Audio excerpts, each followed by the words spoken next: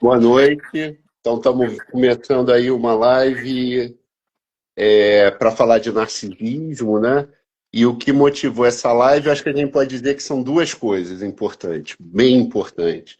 Primeiro que a gente, para quem assina a plataforma, a gente começou a fazer lives de tirar dúvidas.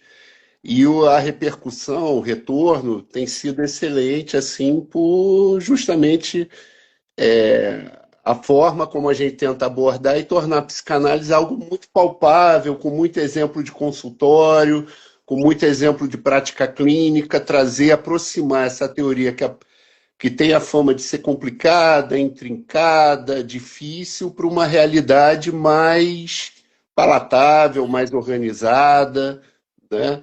E que faça conexões e que, na verdade, traga um ganho para a gente, que é a ferramenta de você compreender aí a organização das pessoas, como é que o psiquismo pode estar funcionando. Então, a gente vê um ganho muito grande nisso, né? Por isso, esse nosso desejo o tempo todo de tornar a psicanálise algo, caramba, ó, tem conexão, a gente vê psicanálise em tudo o tempo todo, vamos passar isso adiante, vamos passar isso para as pessoas. Essa é a primeira coisa. E a outra é porque tanto eu quanto o Ricardo, a gente atende bastante, né? E há muito tempo. Então tem alguns temas, né, nos nossos encontros, nos nossos estudos, ou quando a gente está preparando material aí para o Penso Logo Falo, para o Instagram, para a plataforma, preparando aula, tem temas que são muito recorrentes que sempre surgem. E aí vem essa ideia, caramba, esses temas que sempre surgem, se nós pudermos falar sobre eles, eu acho que vai ter o interesse do público em geral, não só de psicanalistas, mas de quem também se interessa, né? Não precisa não só simplesmente se interessar por psicanálise, mas se interessa pelo funcionamento do aparelho psíquico humano, por como as pessoas lidam com as coisas, como são essas relações, né? Do indivíduo com os outros, mas também com os seus objetos, como é que essa organização se processa. E aí surge logo o primeiro tema, e nessas conversas, né, são vários os que a gente, pô, se a gente for falar, são vários, surgiu o primeiro que é isso, caramba, numa conversa mais ou menos assim. Como agora aparece, né, nas nossas pacientes, principalmente, por influência do que vê em Instagram, em Facebook, perguntas do tipo: acho que o meu namorado, ou o meu peguete, ou quem eu estou ficando, é narcisista. Eu vi tal coisa, fiz até uns testes que, dependendo da nota, das respostas, e caramba, se ele for realmente um narcisista, e aí, o que é que eu faço? Se é possível? E isso com uma grande recorrência, porque esse termo narcisismo ou narcisista ganhou assim um contexto no senso comum muito distinto da psicanálise, né? É empregado das mais diversas formas. E aí a gente achou interessante assim, vamos falar sobre isso. Isso é um negócio legal, aberto de se falar. Isso é um negócio assim extremamente interessante, dada a recorrência com que isso aparece no consultório. Então, na verdade, essa é uma live em duas partes, né? O dia de hoje a gente vai falar sobre isso, sobre onde é que Freud usou mais narcisismo, onde é que a gente pode entender disso, o que a gente pode compreender, quais são os ganhos que tem na clínica, nas relações. Bacana. Mas também, e aí é um alerta, né, vem a segunda parte do que a gente pensou como live, como tema. Que muitas das coisas que se comentam, que vêm como características de um narcisista tóxico, nossa, são tantas derivações que eu não saberia, né? De um narcisismo supremo, sei lá, são, na verdade, estão falando de algo que na psicanálise a gente tem muito sedimentado e muito conteúdo, muito conhecimento, muita compreensão, que é sobre a perversão, que é sobre o perverso. Então, muitas vezes, quando está assim, acho que é um narcisista, acho que isso, poxa, teve tal atitude, teve um descontrole emocional inesperado, várias das características, né? Ah, não sinto uma evolução na troca. Várias das coisas que a gente vai trazer aqui dizem respeito a essa modalidade de subjetivação que é a perversão. E que vai ser o tema da nossa próxima live, falando sobre isso, né? E aí tem muito ganho por conta de todo esse histórico, não só de consultório nosso, no atendimento de perversos, né? Mas também da teoria e do desenrolar disso tudo, tá? Então é isso, em linhas gerais é isso. E o início é falar de narcisismo. O momento de hoje é falar de narcisismo, assim, de uma maneira interessante. E aí, quando a gente estava pensando, eu acho que a primeira grande barato para se falar de narcisismo tem a ver com o que Freud chamava no importante texto de 1914, que era sobre o narcisismo, uma introdução, das modalidades de amor. Olha só, Freud, ele vai falar sobre as modalidades de amor. Ele vai chamar a atenção para dois tipos importantes de amor. E um desses tipos, né, que ele fala de escolha de objeto amado, né, a coisa gira em torno assim, caramba, ok, tanta gente no mundo, tanta gente das relações, tanta gente ali da vida de um adulto razoavelmente funcional, de um adolescente. Por que que o objeto do amor vai ser especificamente aquela pessoa? Porque dentre tantas, de repente vai ter uma pessoa ali, ou uma mais que os outros, vai se destacar para essa escolha de amor. E aí ele vai chamar a atenção que uma das grandes modalidades de escolha, né, de objeto, de amor, é justamente essa modalidade do amor narcísico.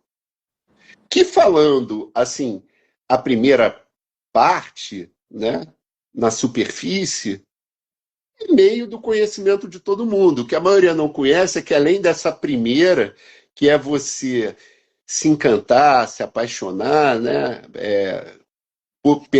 pelo outro, por uma semelhança ao que você é. Então você ama aquele que tem algo semelhante a você, e a gente pode expandir isso, dizer provavelmente algo semelhante a você nessa modalidade que você também ama em você, né? Ou que você admira, ou que você vê como algo assim de valor. Esse é o senso comum. Então esse é o exemplo mais clássico, assim. Ah, eu tenho interesse por literatura. Eu vou me interessar por quem também tem interesse por literatura. Eu vou estar buscando, vou estar amando no outro, ou admirando, às vezes, traços de personalidade, características. Ah, eu me reconheço como alguém muito honesto. Então eu vou admirar e vou ter um encantamento por pessoas aonde eu também vejo essa honestidade. E aí são inúmeros, né? Só que exemplos, assim, no consultório, na vida, né, como um todo, aparecem diversos. Mas eu acho que o grande ganho é o que o Freud chama atenção e para outros três. Então, na verdade, olha só, além desse, que é o meio do senso comum, né? Ah, eu me encanto, o outro é meu espelho, essas coisas que a gente ouve. Eu me encanto pelo outro, aquilo aonde eu sou encantado por mim mesmo. Só que tem outras três. Então, são quatro possibilidades que o Freud chama atenção e que são muito interessantes olhar para elas, né, de possibilidades de amor narcísico, para até entender fenômenos muito comuns que acontecem hoje em dia. Bom, eu posso falar também desse amor ligado ao passado. Olha só que interessante. Freud vai chamar atenção que você também ama algo que alguém, ou enfim, vamos colocar assim, que se assemelha a algo que você foi. Então, muitas vezes você vai ver, principalmente em diferenças de idade, mas não só, não é só diferença de idade, mas vamos começar com esse exemplo mais fácil, né? Ah, eu me encanto por alguém muito mais novo que está num momento da vida aonde foi para mim um momento muito interessante. Então, sei lá, eu já estou na vida adulta, trabalhando, eu já terminei a faculdade, mas eu tenho uma recordação, um carinho por aquele momento da faculdade, aquele momento com menos pressões, aquele momento onde você viu os amigos de perto todos os dias, enfim. E, e aí eu já terminei a faculdade, estou na vida adulta, eu me encanto por alguém que está naquele momento que foi um momento tão precioso para mim. Isso ainda é uma escolha de objeto, é uma escolha de amor narcísico, mesmo não sendo algo, vamos dizer, na horizontal nesse momento, algo que faça uma referência ao passado. Bom, seguindo essa mesma ideia do Freud, de passado, presente, a gente vai ter também o futuro, né? Que é amar ou se encantar por alguém que está numa posição, num lugar onde você almeja estar. Às vezes, essa admiração, esse encantamento, né, esse olhar para frente, esse olhar para o que você espera no futuro, ele é muito poderoso quando você olha, por exemplo, nas redes sociais. Você vê pessoas que criam uma admiração, uma espécie de amor platônico por influencer, por pessoas que exibem ou uma vida de luxo, ou determinado conhecimento, ou determinadas relações de amizade, coisa, aquilo ali você almeja. Então, olha que interessante, não precisa, nessa modalidade de amor, né, ser alguém do teu convívio, alguém do dia a dia, alguém do teu cotidiano, alguém que está disponível para esse tipo de relação. Pode ser alguém. Pode ser uma imagem, pode ser algo que eu vejo através da tela de um celular ou de um computador, mas que me remete assim, cara, é aquilo ali que eu busco, é aquilo ali que eu quero. Por mais que haja essa distância, por ser algo que eu estou projetando para o futuro, ainda assim eu estou falando de uma escolha narcísica de objeto de amar.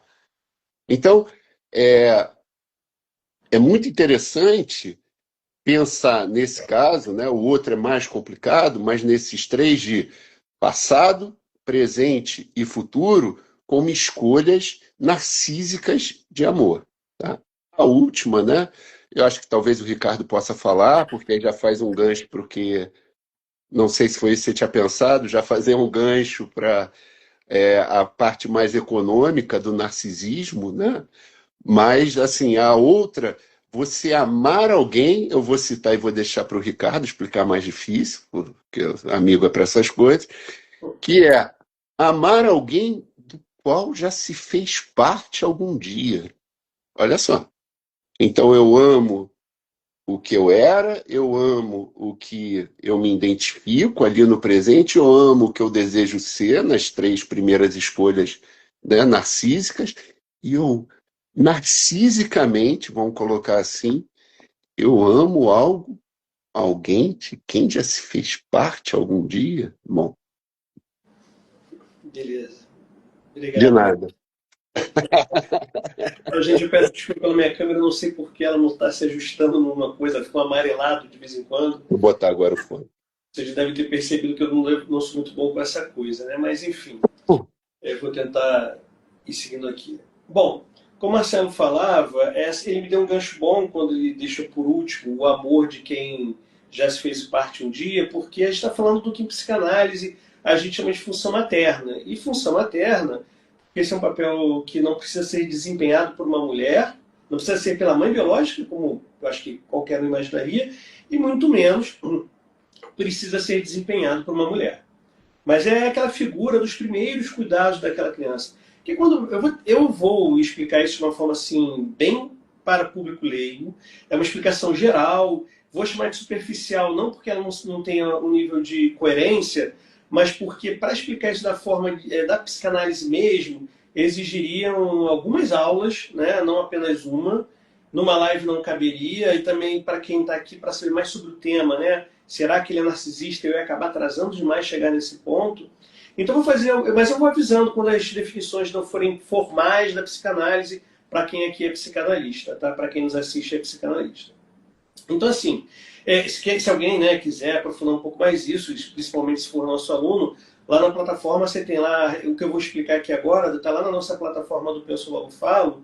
numa aula que é pulsões, a relação da pulsão com os instintos de conservação. Eu não vou explicar tudo que está lá, mas vou fazer, assim, digamos, um overview. Então, assim, quando a criança nasce, nós seres humanos nascemos completamente desamparados. Eu vou pegar um exemplo assim antagônico. Uma tartaruga do mar, quando nasce, quebra lá o ovo, ela sai correndo em direção à praia. Ou seja, em termos de motricidade, em termos motores, ela já consegue minimamente buscar um objetivo, tentar fugir das gaivotas ou pássaros que estão ali tentando comê-las. Então ela consegue, vamos colocar entre aspas, meio que se defender, né? Muito entre aspas. Correr em direção ao mar e buscar um certo abrigo daqueles predadores. Mas a criança humana, isso é uma coisa que tem várias considerações para a teoria psicanalítica. A criança humana, ela nasce completamente desamparada. Um bebê, se você deixar ele sozinho, ele simplesmente vai morrer. É até mais profundo do que isso, mas não vem ao caso aqui. Mas o bebê, se ficar sozinho, ele não sobrevive. Tem que ter alguém que faça os cuidados daquele bebê, que o alimente, que o aqueça, que cuide das suas dores e por aí vai. Só que quando esse bebê nasce, por como ele tem nenhuma experiência de vida e tem um aparelho sensorial, né, olhos, ouvidos ainda não completamente desenvolvidos, ele não tem o mesmo tipo de percepção que um adulto tem. Há uma disparidade nessa percepção. O que faz com que esse bebê, inicialmente, principalmente, porque toda vez que ele precisa de alguma coisa, nas primeiras semanas após o nascimento, quase que imediatamente ele tem ali o atendimento daquilo que ele precisa, né? Ele está com fome, a mãe o alimenta, a mãe está ali, ou quem faz esse papel de cuidados iniciais, está ali completamente focada nos cuidados daquela criança, né? Enfim, se ela precisa de alimento, a mãe rapidamente oferece. Se a mãe percebe que a criança está com frio e está ficando malhadinha, já vai lá e aquece a criança de alguma forma, e por aí vai, né? Ou seja, a sensação que essa criança vai ter é de que quando ela precisa de alguma coisa, essa coisa aparece. E em detalhe, deixa eu dar um passo atrás, quando a gente fala de teoria, né, em geral, e não vou entrar na formalidade disso, vou dar só um exemplo. Quando a gente fala de teoria, a gente está falando de alguma coisa, de uma construção que se ajusta a algo que a gente observa e que explica o que está sendo observado. Por exemplo, já que a gente está falando de amores narcísicos, vou dar um exemplo que tem alguma correlação com isso, tem a ver com ciúmes, né? Imagine que um cara está lá vendo a mulher chegar em casa e ela naquela semana está mais fria, está mais distante. Uma mulher que normalmente é muito amorosa, é muito carinhosa, que é muito próxima dele, naquela semana está fria, distante. E aí ele pensa, caramba, será que ela tem alguém? Será que ela se apaixonou por uma outra pessoa? Será que deixou de me amar? Olha, essa narrativa que ele cria na cabeça, essa teoria, entre aspas, que ele cria na cabeça, se ajusta ao que ele está vendo, poderia explicar o que ele está vendo.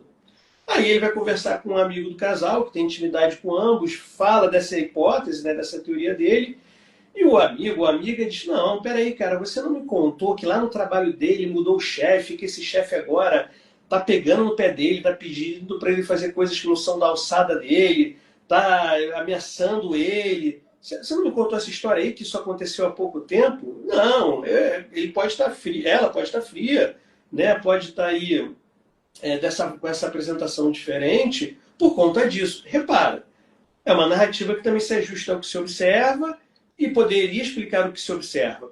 Qual das duas é verdadeira? Sem ir lá conversar com a pessoa de fato e tentar aferir o que aconteceu, esquece. Mas eu estou dizendo isso porque você poderia me perguntar, tá, como é que você sabe que o bebê tem essa percepção de que ele precisa de uma coisa e ela aparece e isso vai causar certas outras coisas? Eu não tenho como garantir. Isso é uma teoria. É que se eu fosse explicar a psicanálise de cabo a rabo aqui para vocês, cabo a rabo é muita prepotência, mas de forma mais ampla, vocês veriam que a gente assumir, né, a partir de algo que é razoável, uma criança nas primeiras semanas de nascimento, após o nascimento, tem alguém que quando ela precisa de alguma coisa, oferta o que ela precisa, quase que imediatamente. E também é razoável supor que se sabemos nós, na verdade, e aí é um dado mesmo que a gente tem, que os ouvidos, os olhos, os aparelhos, o aparelho sensorial, ele não está tão desenvolvido quanto a gente na vida adulta. Isso faz com que essa criança crie umas fantasias, na teoria da psicanálise freudiana principalmente, que essa criança cria a fantasia de que quando ela precisa de algo, esse algo aparece. Isso confere a ela uma certa onipotência. Né? Eu posso ter tudo que eu quero.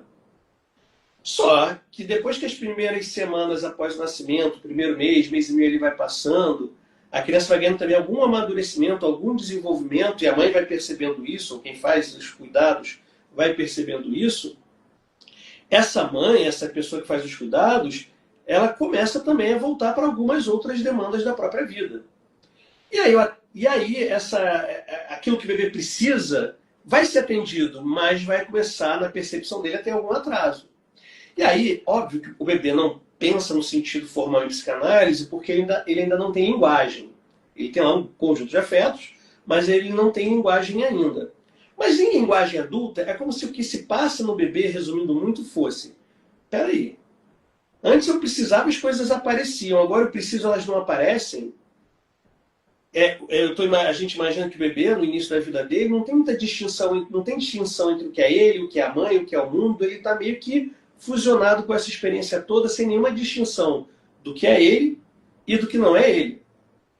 E aí esse bebê, quando tem esses atrasos no atendimento daquilo que ele precisa, ele começa... É como se ele pudesse pensar, né, para resumir, só de forma ilustrativa e didática. Caramba, eu estou precisando das coisas e elas agora não aparecem quando eu preciso. Eu não faria isso comigo mesmo. E aí ele é obrigado a reconhecer, numa certa medida, a partir dessas experiências de frustração, que existe algo para além dele. Ele começa a precisar reconhecer isso. Só que ele não quer. O que o Freud vai postular, digamos assim, vai pensar, né, teorizar, é que faz sentido eu não querer isso. Deixa eu tentar eu me resolver comigo mesmo. Então é como se no desenvolvimento psíquico de um bebê houvesse um momento onde ele meio que dissesse: não, eu não quero nada disso, vou me fechar em mim mesmo. Eu vou, né, numa visão adulta, me bastar. Eu preciso, eu cuido, eu faço, eu me amo.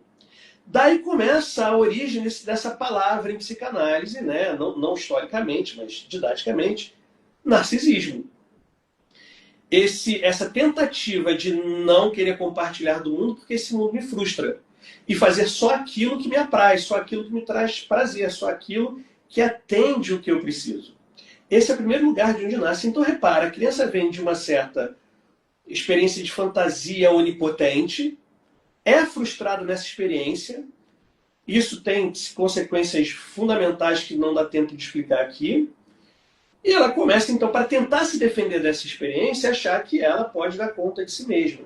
E aí tem justamente uma passagem, quando o Freud está falando disso, tem um outro desenvolvimento paralelo a esse, que é o desenvolvimento dos estádios libidinais, do qual o narcisismo acaba fazendo parte, que você já deve ter ouvido falar, mesmo quem não é psicanalista, da fase oral, fase sádico-anal, fase fálica, que são fases onde o bebê está se desenvolvendo e começa a ganhar um repertório psíquico aos poucos, ele vai adquirindo um repertório de como lidar com as coisas do mundo. De certa maneira, né, a gente pode imaginar que esse desenvolvimento que o Freud chama de estádios libidinais tem uma relação profunda com o repertório psíquico que o bebê vai adquirindo a partir das frustrações que passa principalmente, que o leva a reconhecer que existem objetos no mundo e que ele vai precisar se relacionar com eles, ele vai ganhando um repertório psíquico para com eles se relacionar.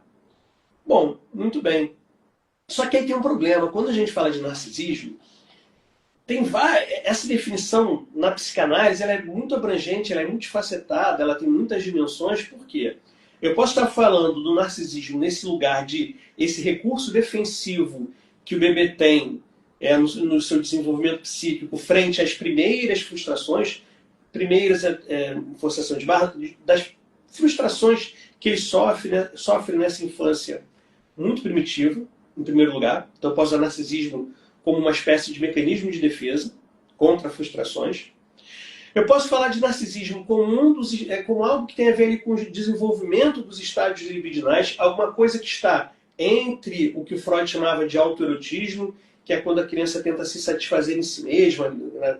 Um exemplo clássico que é o chupar de dedo, e o momento em que ela passa a ter as relações de objeto. Então, antes ela está ali tentando se satisfazer em si mesma, tenta evitar as frustrações, buscando ela própria atender às suas necessidades.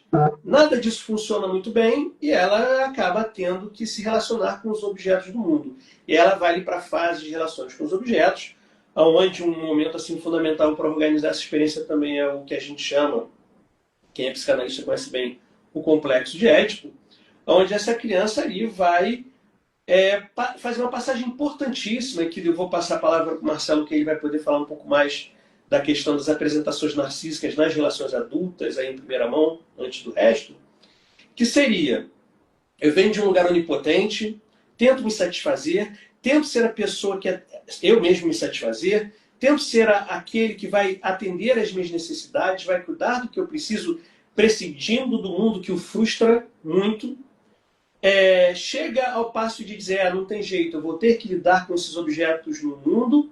E aí quando vai passar ali pelo complexo de Édipo, olha só o que aconteceu com ele. Eu achava que eu era onipotente, que eu podia tudo, tentei ser aquele que satisfaz a mim mesmo, no sentido amplo da palavra, e chegando no complexo de Édipo, e não vou poder explicar o complexo de Édipo aqui também, mas posso dizer, é um momento onde a criança acredita, fantasia ter perdido o amor da mãe para alguém. O pai ou aquele que faz as vezes do pai, que não precisa sequer ser um homem. Aquele que faz a função paterna. Essa criança, na fantasia de que ela começa, porque na travessia edípica, ela já adquire a linguagem. Durante a travessia edípica, ela vai começar a adquirir linguagem no sentido que a psicanálise usa. E ela começa a ter a possibilidade de aumentar as fantasias dela. Em algum lugar, essa história vai ficar marcada em linguagem adulta, por favor, que é, caramba, antes eu tinha tudo que eu precisava, parei de ter, quem me dava isso era essa pessoa aqui, ela parou de me dar na hora que eu quero, por que ela fez isso? Então talvez eu não seja o verdadeiro interesse dela, o verdadeiro desejo dela, melhor dizendo. Caramba, esse outro cara aqui que agora eu também reconheço, esse terceiro, né, esse outro, homem, mulher, não importa, que é o verdadeiro desejo da minha mãe. E aí vem uma ferida grande, que é, eu nem sou onipotente e nem sou o desejo da minha mãe, ou pelo menos não sou o único desejo da minha mãe. Eu perdi ela para alguém e no desenvolvimento dessa história, eu não perdi exatamente, mas eu tenho que dividir ela com outros. Esse amor não é único. O que faz com que na vida adulta, ciúmes, por exemplo, entre as possibilidades, porque isso depende de cada caso, é claro, pode ser uma expressão clara desse amor narcísico, que é dessa extensão do narcisismo que chega a esse lugar de, caramba, eu nem posso ter tudo o que quero, eu não posso eu mesmo me satisfazer, e aquela pessoa que eu quero que me deseje para ter tudo o que quero, ou não me deseja, ou deseja outras pessoas. Eu quero ser o único amor de alguém. Pode-se criar, né, essa fantasia e perdurar até a vida adulta. Eu quero ser o único amor de alguém. E daí as questões de ciúmes. Ele me ama, mas está olhando para lá, está pensando não sei o quê. Enfim, e essa coisa, obviamente, vai se complexificando. Vou passar a palavra para o Marcelo.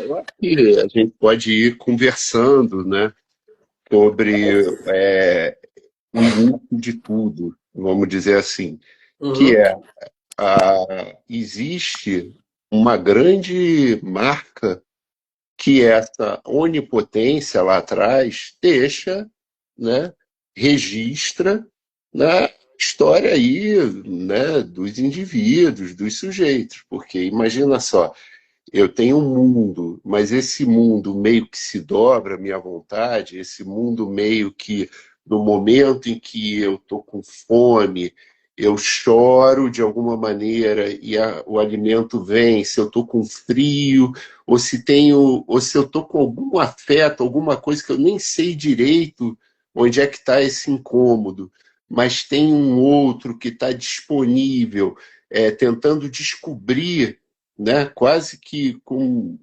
às vezes fala, né, com uma transmissão inconsciente, o que é que precisa para acalmar aquele choro, para que aquela aquelas necessidades ali sejam satisfeitas. Caramba, esse é um lugar onde a gente vai, de alguma maneira, sentir uma falta muito grande. Quer dizer, ele vai inaugurar, né, não é o que vai consolidar, mas ele vai inaugurar esse estado de falta. E que, se você olhar principalmente no neurótico como um todo, né, a economia do nosso desejo, ela é muito pobre, muito empobrecida, no sentido que a gente está sempre em busca de alguma coisa que a gente não sabe direito o que é. Né? A gente está sempre buscando se completar ou ser completado, ou criando situações, se eu agir de determinada maneira, os exemplos aí da gente, se eu tiver determinado carro, se eu tiver determinada quantidade de dinheiro, se eu tiver determinado conhecimento, se eu tiver... O que está por trás? Se isso tudo, né, se essas coisas acontecerem, na verdade, o que está lá atrás e alimentando todo esse desejo para o resto da nossa história é essa busca para a volta desse lugar, né, onipotente, que algum dia a gente conheceu, mas conheceu de uma maneira onde a gente tinha uma linguagem ali incipiente, onde o que sou eu, o que é o outro está misturado, está tudo meio embaçado, né? E por isso que deixa esse registro confuso. É bacana chamar a atenção disso, isso que o Ricardo falou, porque dependendo de como foi isso junto com a travessia edípica, dependendo, né, de como foram essas frustrações junto com o que se organiza ali no Édipo, você vai ver adultos agindo de uma maneira que a gente fala extremamente infantilizada, que é tendo esse comportamento com o mundo de uma forma, vamos dizer assim, bem narcísica. O que é isso, né? Eu quero que esse mundo me atenda quase que prontamente. Eu não olho o mundo como ele é, nas possibilidades desse mundo. Eu olho esse mundo, e aí eu vou trazer para as relações, que é sobre o que a gente está falando hoje, né? Eu quero que essa minha parceira, o meu parceiro, ele me atenda às minhas demandas quase que instantaneamente. É o que a gente, muitas vezes, quando são quadros mais regredidos no consultório, né? Pessoas bastante assim com dificuldade de se organizar de uma forma funcional na vida adulta, trazem frustrações para o analista, quase que só faltava dizer assim, caramba, ele não lê minha mente. Isso parece um exagero, mas não é assim. Quando muitas vezes coloca, mas tal coisa não aconteceu, tal coisa não fez por mim, tal coisa não... Né? A gente vai ver muito isso em quadros borderlines, né? Tal coisa isso não fez por mim, tal coisa não sei. E em algum momento, você organizando ali no set, você questiona, mas você chegou a dizer que isso era importante para você? Ou teve algum diálogo, alguma troca nesse sentido? Não, tem que saber. Mas assim, é óbvio, é claro. Então, quer dizer, você vê resquícios na vida adulta desse comportamento, né? Aonde você enxerga pouco o outro, por isso a gente vai falar de um comportamento que tem uma base narcísica, onde você enxerga um pouco o outro enquanto alguém que também tem seus desejos, também tem suas organizações, também tem suas possibilidades, mas para justamente estar ali mais ou menos de prontidão para atender.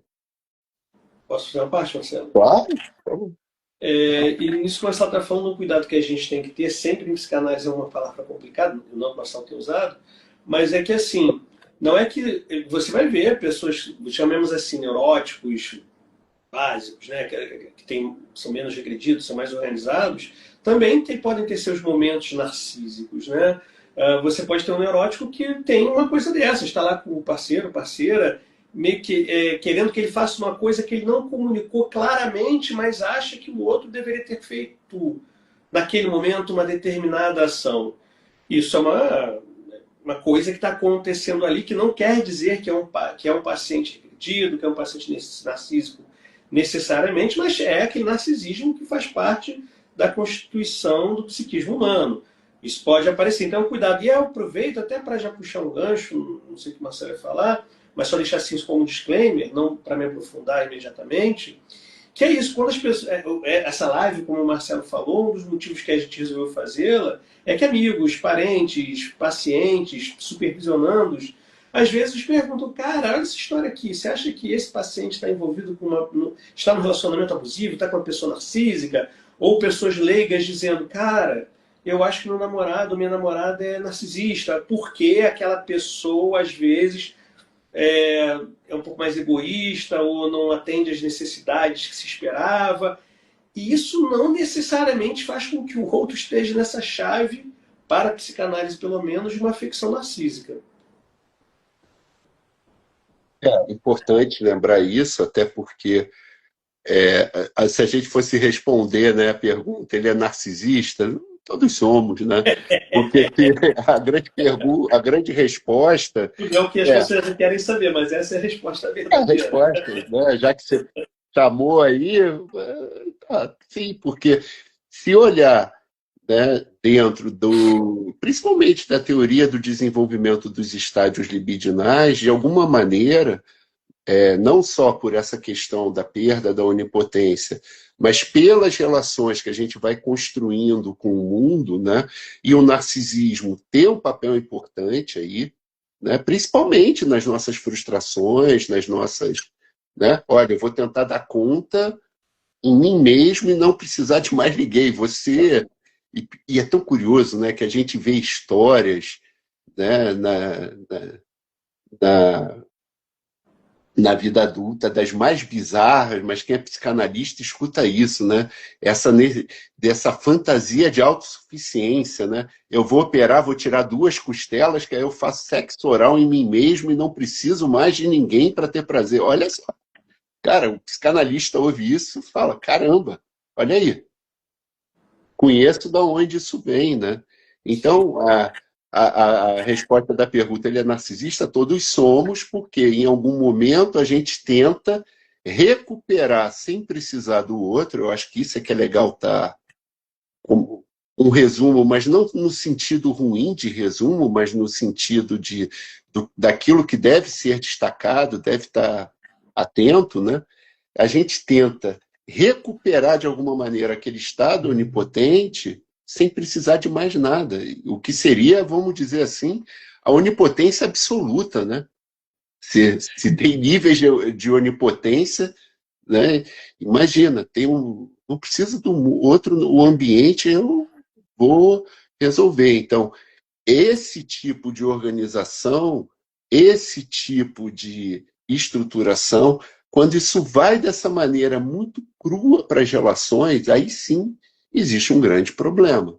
E mesmo que seja dentro de um registro neurótico, né, a gente vai ter as afecções narcísicas, né, aqui não é muito para entrar nisso, que é muito técnico da psicanálise, mas basicamente é quando esse tipo de organização que a gente está falando aqui é como se fosse a maneira principal do sujeito se relacionar com o mundo.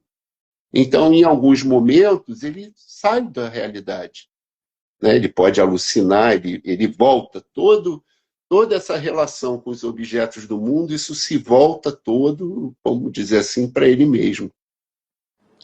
Em resumo disso que você está falando, por exemplo, a gente vai no final da live responder aquilo que a chamada realmente se refere no campo social aí, né, na expectativa de quem veio assistir a gente e não é psicanalista. Será que ele é narcisista? Que são aquelas relações que as pessoas costumam dizer, o cara é tóxico, o cara é violento e tal. A gente vai falar disso no finalzinho da live, porque na verdade a gente roubou um pouquinho, a gente fez essa, porque a gente precisava dela como introdução para fazer a nossa próxima live daqui a 15 dias.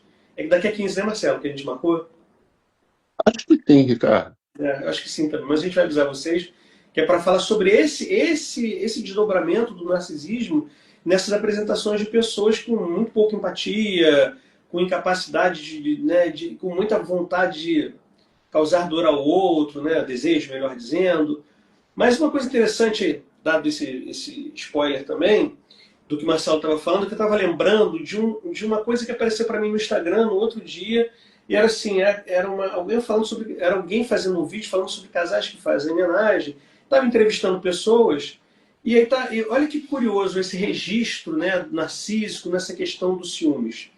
como isso tem um valor diferente dependendo da história de cada indivíduo, né? Porque assim, éramos onipotentes na nossa fantasia, perdemos essa onipotência, tentamos nos resolvermos em nós mesmos, perdemos de lavada todas essas tentativas e tivemos que assumir que existe um mundo que vai frustrar a gente de diversas formas. Mas a gente está ali, né, tentando buscar pelo menos alguém que substitua esse lugar no sentido de eu vou encontrar alguém que me ame tanto que eu vou conseguir recuperar um pouco desse lugar onipotente, porque eu vou ser tudo para esta pessoa, ela também não vai precisar de mais ninguém, em algum lugar eu também não. Chama a atenção de uma coisa, quando é muito mais regredido, cria-se fantasias do tipo, a pessoa instantaneamente vai me ver, vai se apaixonar, vai me amar de uma maneira e não vai viver sem mim. Então vai estar ali pronta, assim, para fazer de tudo, atender esse lugar. Quando você vai ver as fantasias, são assim, eu queria ser desejado por qualquer um. Claro que aí eu já estou falando da... Tá? Como é que é? O buraco é mais embaixo, né? De outro tipo de subjetivação, Sim, né? sim, sim. Não, mas você está falando interessante para quem gosta de mitologia, talvez alguns de vocês conheçam o mito da cisão dos homens, que está no texto O Banquete de Platão, que é muito interessante, porque ali tem uma coisa que a gente pode relacionar justamente a essa experiência, como o Marcelo falava quando explicava o amor narcísico, as 4 modalidades. Essa pessoa que eu amo, a semelhança de quem eu já fiz parte um dia, é porque a nossa mãe, ou quem faz a função dessa, para a criança, ela já fez parte daquilo ali. Né? Ela se desligou não por vontade própria, por imposições do mundo. Aquela mãe, ela tem uns registros assim que para a criança, a mãe parece adivinhar o que ela sente, o que ela precisa, alguém que adivinha as coisas, alguém que realmente faz parte dela. E é curioso que na tradição grega, a mitologia lá do Banquete de Platão conta da história dos seres que eram comuns de dois. Você tinha Os dois homens homens ligados redondos. pelas... Oi? Os homens redondos. Os homens redondos, exato. Então, que eram dois homens ligados pelas costas, que eram os filhos do Sol, um homem e uma mulher ligados pelas costas, que eram os filhos da Lua, duas mulheres ligadas pelas costas, que eram as filhas da Terra. E eles eram tão poderosos que eles se revoltaram contra os deuses, guerrearam contra estes, quase venceram, e Zeus, para impedir que eles tentassem esse assinte de novo, os divide em dois. E aí eles passam, e aí eles começam a definhar e morrer, e na mitologia grega, Eros, que é o deus do amor, é sempre troca. Não, é mais cruel, Ricardo. Divide em dois e deixa a marca da divisão no umbigo para você sempre se lembrar que algo te falta. Que algo te falta, é verdade. Arrancada. Exatamente, esqueci desse pedaço. Eles eram um pouquinho mais cruéis que isso. Bem mais cruel, é verdade. Mas, na verdade, eles começam, esses seres, na falta dessa potência que eles tinham antes, começam a definhar e morrer, e aí o deus do amor grego, que eu não lembro agora se é Eros, que eu sempre confundo com o romano, cria o dito amor, que é para que esses seres busquem a sua outra metade. Né? Isso que um dia esteve com ele e lhe faltou. Ou seja, é uma das fases do desenvolvimento infantil. Eu preciso abrir mão de uma parte minha para viver nesse mundo que os deuses autorizaram, né? Que o mundo autorizou, com as interdições impostas pelos deuses. Traduzindo, com as interdições impostas pelo próprio mundo, né? Metaforicamente falando. Mas voltando a... Eu acho que aí dá para a gente falar um negócio que é fácil entender e que está no ponto, que é o seguinte. Tá? Às vezes, né, é tão insuportável lidar com essas frustrações que, lembra, são frustrações impostas, né? Ninguém abre mão de um lugar de onipotência assim, não, acho que esse lugar, sei lá, um bebê, em linguagem de bebê adulto, esse lugar acho que não, acho que eu quero frustrar, acho que eu quero sentir fome e ficar um tempo sentindo fome, ninguém abre mão disso. Às vezes essas frustrações, essa organização é tão insuportável, né, que o indivíduo, e aí está a base, vamos chamar assim, da psicose. É tão insuportável essas frustrações, esse conjunto de frustrações do mundo, que eu não tenho outra opção a não ser essa defesa, esse recurso radical, que é me retirar do mundo. E aí, por isso, eu alucino esse mundo. né? Então, acho que, já que você comentou isso, quer dizer, o neurótico, como a gente está falando, é aquele que, de forma empobrecida, está sempre buscando esse amor, está sempre buscando essa outra metade, está sempre tentando recuperar algo que falta, mas essa é apenas uma das soluções, né? Existem outras duas, né? Assim, por mais que a gente, se for falar de psicose, acho que um dia a gente pode fazer live sobre psicose, acho que são os temas aí.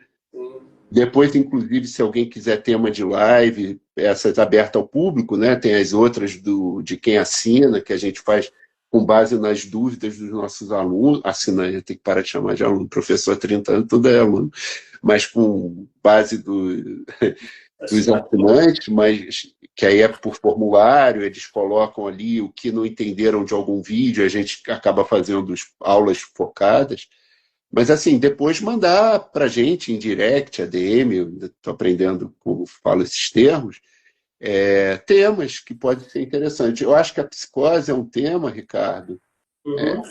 e vale muito a pena explicar, assim, a ideia básica ela é muito simples, né? Mas não tem nada de fácil de compreender. Olha, está tão insuportável aqui que eu vou alucinar esse mundo, que eu vou para o meu mundo, vou para outro lugar. Não vou lidar mais, desisto de lidar com esse mundo, né? Entre aspas. Quem quiser até saber um pouquinho de maneira geral sobre psicose, a gente tem um vídeo no Instagram da gente, né? Um vídeo sobre psicose de maneira simples, né? Não aprofundadamente. Verdade, verdade, verdade.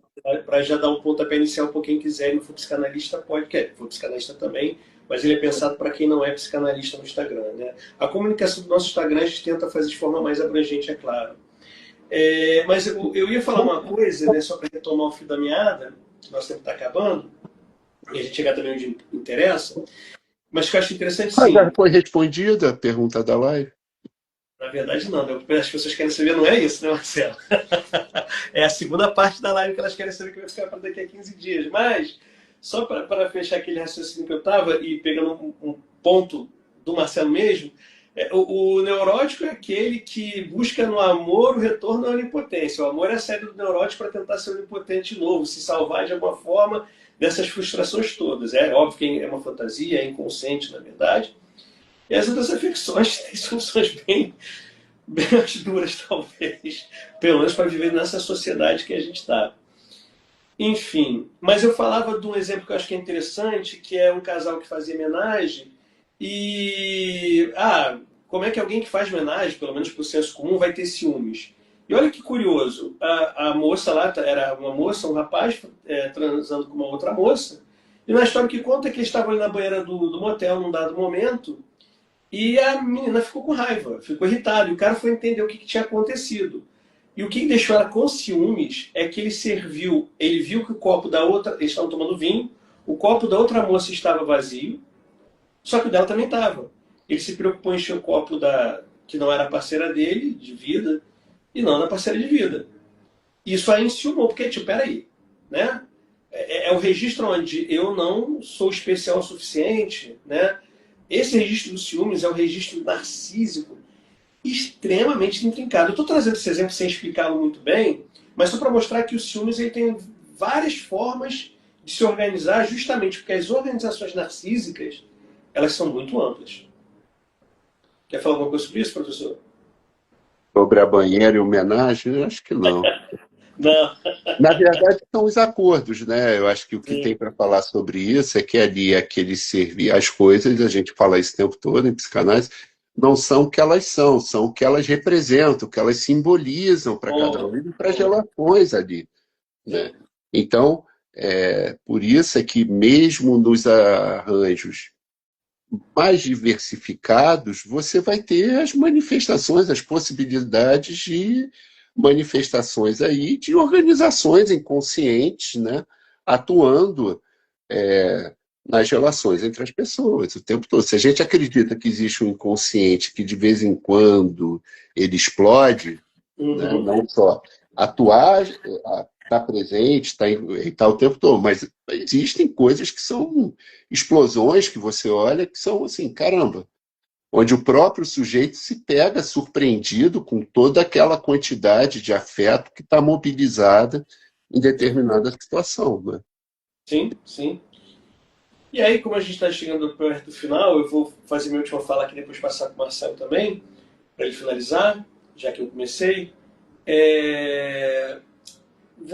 Talvez as pessoas que não são psicanalistas e entraram aqui para saber um pouco sobre será que ele é narcisista, dessa coisa que acontece nas redes sociais, a gente discute bastante relacionamentos, vamos chamar assim, de, como chamam aí, de tóxicos, um cara que é agressivo com a esposa, com a namorada, ou algo do gênero, ou até falar de mães narcisistas, também está muito aí em voga. É importante lembrar que não é porque alguém em determinado momento ou é agressivo, ou parece ser mais egoísta, ou parece naquele momento não ter tanta empatia, ou é uma pessoa menos empática em geral do que você gostaria, que faz com que ele seja isso que. E aí é um problema, porque a gente vai estar meio que navegando entre dois tipos de classificação de mundo, né? A psicanalítica e a psiquiátrica, né, Marcelo? Não sei se você concorda. Porque quando as pessoas estão falando dessa coisa de ele é narcisista, vem muito, eu acredito, pelo menos, da coisa lá do DSM, né, que é o livro sobre as nosologias médicas, psiquiátricas, que é o transtorno de personalidade narcisista, que não é exatamente a mesma coisa do que significa narcisismo aqui em psicanálise. Para a gente, o registro da psicanálise, que talvez se ajuste mais a esse quadro, que as pessoas ficam, ele é narcisista, ele é agressivo, ele é abusivo e coisa e tal, é a afecção perversa. Fala aí, professor. Na verdade, o perverso seria para a psicanálise que estaria mais próximo do que antes era chamado de psicopata, e agora é o transtorno de personalidade antissocial, que é do DSM, né? Uhum. E eu acho que o enorme ganho que a gente vai ter, e isso é bastante interessante, é que na próxima live a gente vai justamente responder a essa pergunta com critérios mais ou menos organizados, razoáveis, claro, a história de cada indivíduo. A gente não faz diagnóstico só baseado num relato, né? A gente é bastante criterioso e cuidadoso com isso, mas poder entender que tem indivíduos que se organizam no mundo, né, a partir que tem uma subjetivação que a psicanálise vai chamar de perversa, que é o perverso, cara, isso é um ganho. E como se organizar, como se proteger, como lidar com isso, como fugir desse tipo de relacionamento, né? Então, eu acho que nisso a gente tem muito a contribuir. Quando na próxima live a gente vai estar, aí sim, respondendo de uma maneira mais direta, não só a brincadeira, né, que todos nós passamos ali no nosso desenvolvimento pelo narcisismo, é fundamental, mas que isso vai trazer um ganho de troca, de compreensão, de entendimento muito bacana para quem puder nos assistir daqui a 15 dias, quinta-feira. Acho que foi isso que a gente combinou, depois a gente vai divulgar no Instagram, enfim, Ou, sobre a perversão em psicanálise. ou pelo menos ter critérios para saber o nível de risco que está correndo, né? Esses critérios gerais, né? E risco não é exagero, né? Quando a gente fala de perversão, É. não tem nada de exagero em chamar de risco.